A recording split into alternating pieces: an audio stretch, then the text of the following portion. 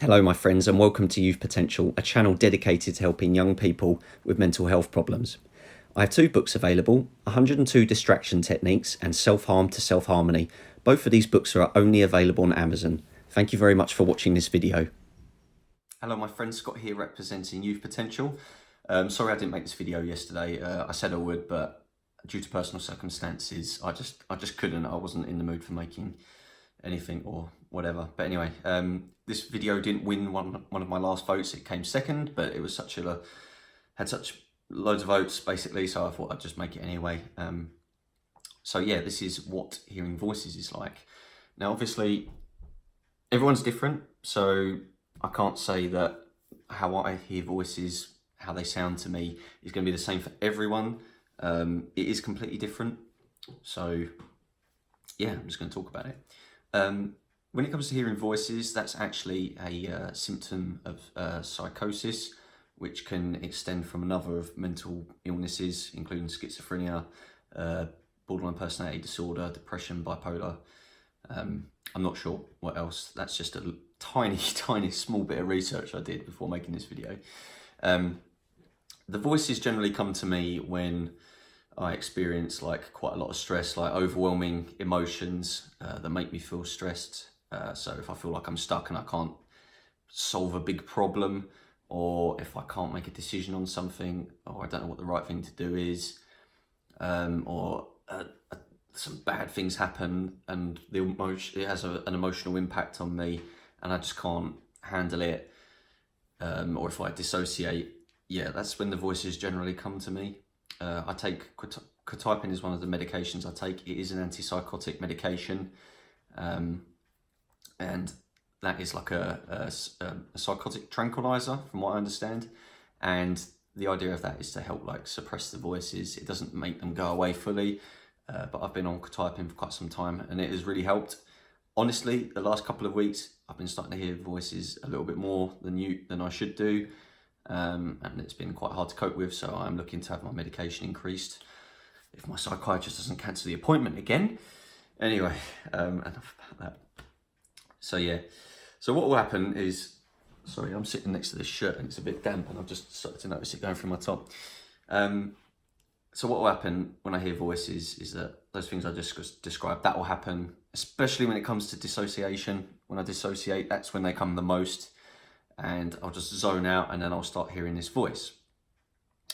I know it's not my inner voice, because when it's my inner voice, the voice that I talk to properly to like motivate myself and make decisions and stuff, you know, like when you talk to yourself and whatever, my inner voice sounds like my actual voice when I talk, and I know that that's me talking to myself basically. But my voice that I hear, I usually only hear one voice. I've heard two at one time, but more often than not, it's just one particular voice. And when it's talking to me, it sounds like it's kind of behind me, just kind of like, just behind me to my right. And it has like this really gritty tone. So it's not motivating. It's like it's a male tone. It's gritty. And it will often tell me things like, you're not good enough, or that I should be hurting myself, and hurting myself is the only way to make the emotional pain go away and make the voice go away. And quite a lot of the time it tells me not to tell other people about the fact that it exists. Yeah, they're the most common things that I normally get from it. Honestly, when I'm in a real bad state and I end up self-harming, it comes to me quite a lot. And it keeps telling me that I'm a pussy and that I'm not cutting deep enough and things like that. And that sounds ridiculous, especially in the fact that I'm a big believer in the fact that it doesn't matter what your self-harming is like. It's bad enough for you to be worthy of it, for you to be worthy of getting help. And self-harm should not be comparable between you and other people. But this voice will keep trying to tell me otherwise. And yeah, it's really unpleasant. I mean, I don't get any confidence from this voice. It's just an absolute pain in the backside, and yeah, it just comes to me at the most inconvenient of times. Like yesterday, I had a assessment for PIP, which is personal independence payment, which is some extra benefits that I could be getting, so I don't have to work as many hours, because working lots of hours, I get quite stressed out easily in my regular job. So yeah, it was trying to come to me during that time I was sitting there, and because I found the experience quite overwhelming, I'm getting asked a lot of personal questions, and my mum's sitting with me as well, and I've got to answer these questions, and it's a little bit daunting. And I start zoning in and out. The whole environment is stressful. I'm sitting in a small office with this guy asking me questions over and over and over again about my mental health, and I start dissociating, like in and out. Like 1 minute I'm there, 1 minute I feel like I'm not there, and the voice will keep just trying to nag at me at the same time, and it's frustrating.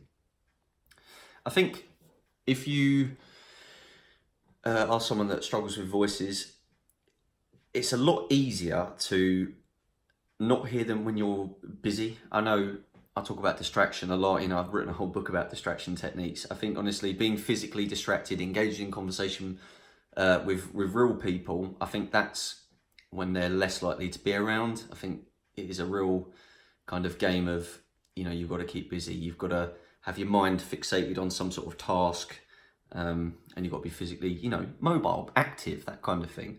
That's when I find it a lot easier to kind of deal with it. When I'm sitting around being idle, or I'm in a really stressful environment, that's when they come, like, so I say they, it's one voice, the way I see it, comes to me, and that's when I'm at my worst, and I'm just, it's weird, because when the voice comes, more often than not, I'm completely susceptible to what it's telling me, and I'll just do it almost with no questions asked. There have been times where I felt like I've been talking to that particular voice in order to try and create a kind of barrier with myself, like, no, I'm not going to listen to you, you're chatting shit, and all this kind of stuff. And it's a bit bizarre for a lot of people. It is quite a weird experience. You're talking to something that isn't there essentially, but in a way it is, but it's just not tangible. You can't touch it. It's completely, or as the internet describes it, as a auditory hallucination. So for me, it's there, but for others, it's not there. The best thing you can do is just keep busy. Go get my book on distraction techniques. Keep yourself distracted. It's definitely easier when, I think music's really good as well, because it's loud. It's taking up a lot of your listening power. Same way in having a conversation with someone is, you've got that, anything taking up the audio sense, like your audio sense. That's a really good way to cover up the voices, or just kind of block them out. And then they kind of, I feel like they kind of go away a little bit at that stage, because like my brain's receptive to real, genuine sound, and not like hallucinatory sounds. So anyway, that's what hearing voices is like for me. Anyway, guys, if you struggle with hearing voices, let me know in the comments below. Again, I like reading your comments. I do appreciate all the comments and the love that you give me in this channel. It means a fucking shit-lot to me. Just let me know how you deal with it, what they sound like to you. I'm just interested in how it is for other people, because I only know my own experience, and it's not something that I discuss much on this channel. Anyway, guys, all the best. Take care. Bye.